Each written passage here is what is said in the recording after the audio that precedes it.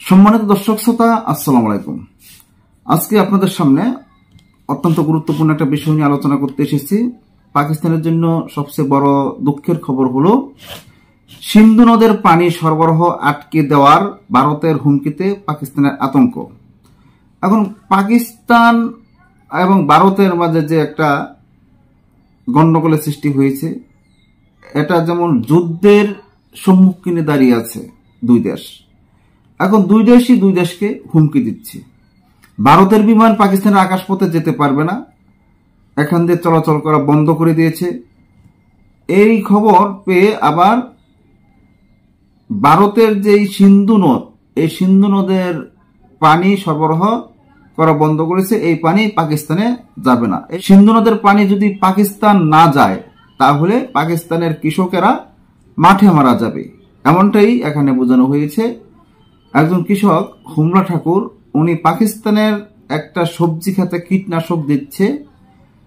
উনি বলতেছে যদি পানি তারা না পায়, তাহলে তাদের খুবই কষ্ট হবে। জনপ্রিয় পত্রিকা প্রথম আলোর প্রতিবেদনে আমরা পেয়েছি যে সিন্ধু নদ থেকে সামান্য দূরে একটি সবজি খেতে কীটনাশক ছিটাচ্ছিলেন পাকিস্তানের কৃষক হুমলা ঠাকুর। তিনি তার ভবিষ্যৎ নিয়ে দুশ্চিন্তায় আছেন। এদিকে সূর্যের প্রখর তাপ, আরেকদিক নদীর পানি কমে যাচ্ছে। এর মধ্যে আবার কাশ্মীরে ভয়াবহ হামলার পর ভারত উজানে সিন্ধু পানি সরবরাহ বন্ধ করে দেওয়ার হুমকি দিয়েছে।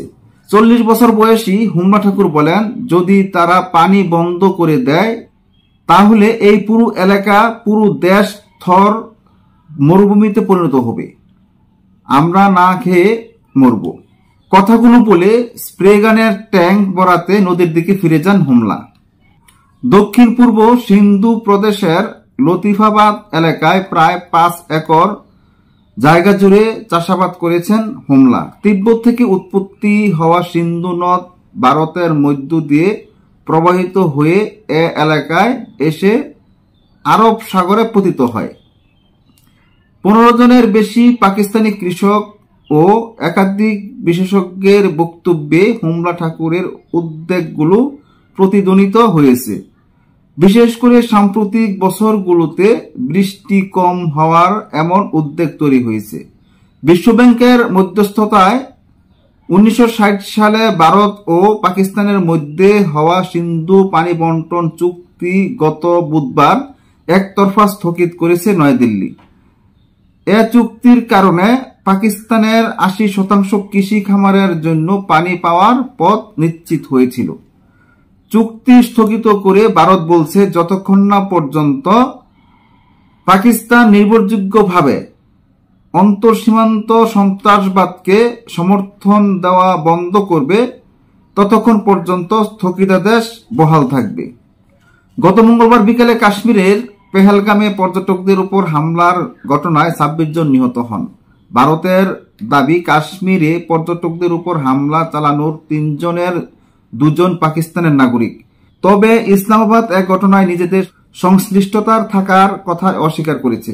তারা বলছে, পাকিস্তানের জন্য নির্ধারিত পানি প্রবাহ বন্ধ বা বাধাগ্রস্ত করার যে কোনো চেষ্টা যুদ্ধ ঘোষণার সামিল হবে।